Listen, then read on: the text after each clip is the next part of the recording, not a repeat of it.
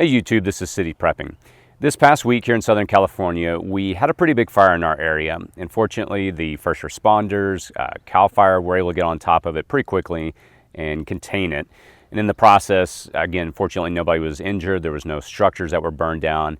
And we narrowly, really in a sense, dodged a bullet on that one. For me, it was an interesting experience. I was at home working on Wednesday, and a large gust of wind blew through our area, blew open our front door. So I ran down stairs, closed the front door, and I stepped out for a minute just to see what was going on.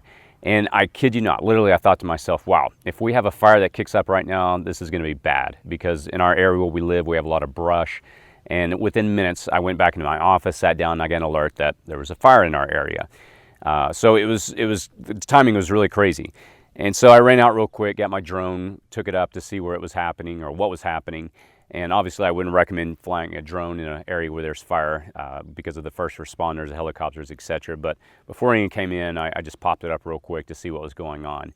And it was an eye-opener, because I quickly realized, look, we've got a fire right in our area, right in our backyard in a sense. So the first thing I did is I quickly ran around the house, cleared everything out. Ironically, this week I was preparing a video on how to prepare for fire season. So one of the things I've learned is you want to keep everything away from your house, because obviously those are items that can catch on fire and burn your house down. So ran around frantically outside our house, cleared everything away, and got everything ready. My wife and kids, they were away, and they came in right after the fire started. So they got on top of getting things ready, getting bags, getting gear that we needed to go in case we had to head out, important documents, etc. And it was quite literally a fire drill. We had to prepare in that situation and get ready to head out. Now, through the process, in any times if you've ever had any kind of an emergency, you realize where your weak points are, things you can improve on. There was definitely some areas where I look back and again, I saw, hey, these are areas that we can improve on if we have to really run out and we can't come back home. What would we do differently?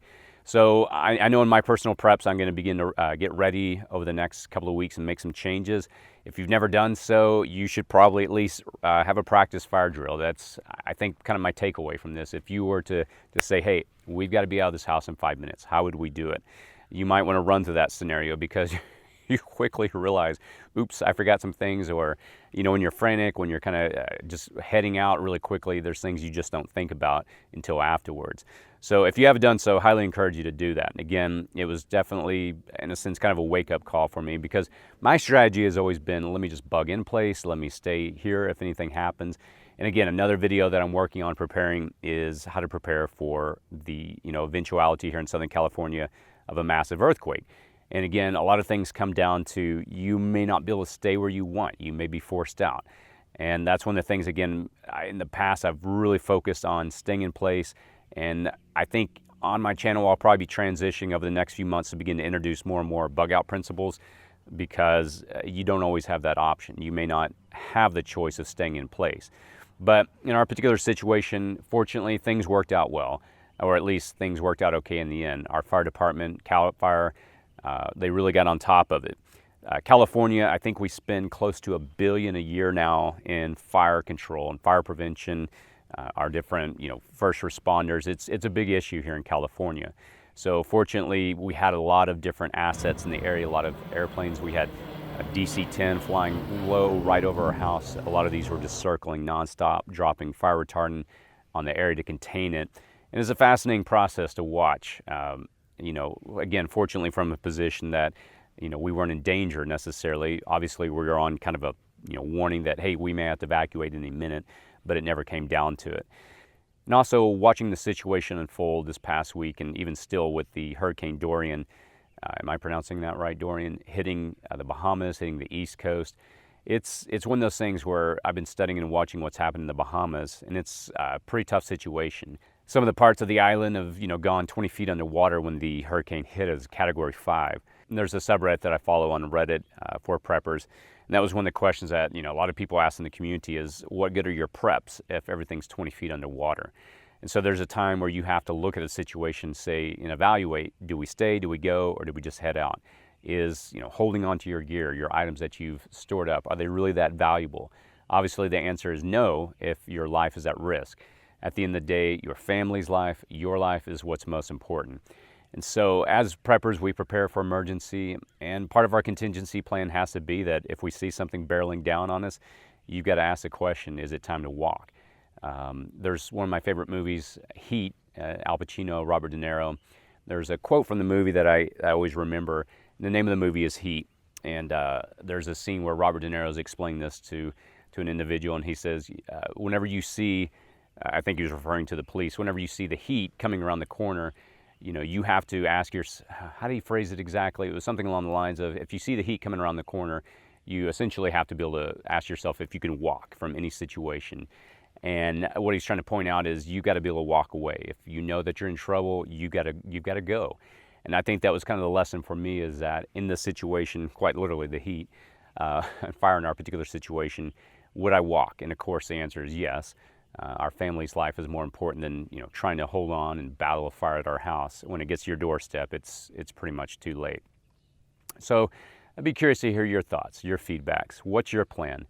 I know the Urban Prepper's done a lot of great videos on having gear labeled so you can grab it and go.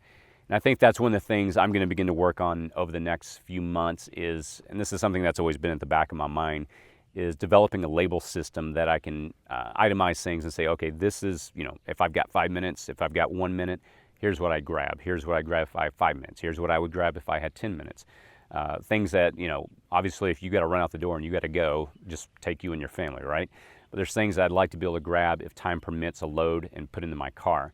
And that's personally, I think, what I'm going to work on over the next few months as part of my preps. Again, kind of a lesson I learned in this whole situation is, you know, what can you grab and do you have it ready to go if the situation comes? If you've ever been in a situation like this, whether it be fire or some kind of incident that was really out of your control and you had to get up and go, how did you handle it? Was it a good experience? Did you find that your preps were ready? Did you find that you made a mistake and realized that, oh, I thought I was ready, but I really wasn't? And again, I always learn so much from the community. If you have any thoughts or feedback on how you would handle things in a situation like this, again, I'm a learner right now. There's things that I'm always trying to improve on, so I'd love to get your feedback. But overall, things are good. Again, I've had a lot of people reach out to me on social media, Facebook, Instagram, and things are fine. The fire situation is contained.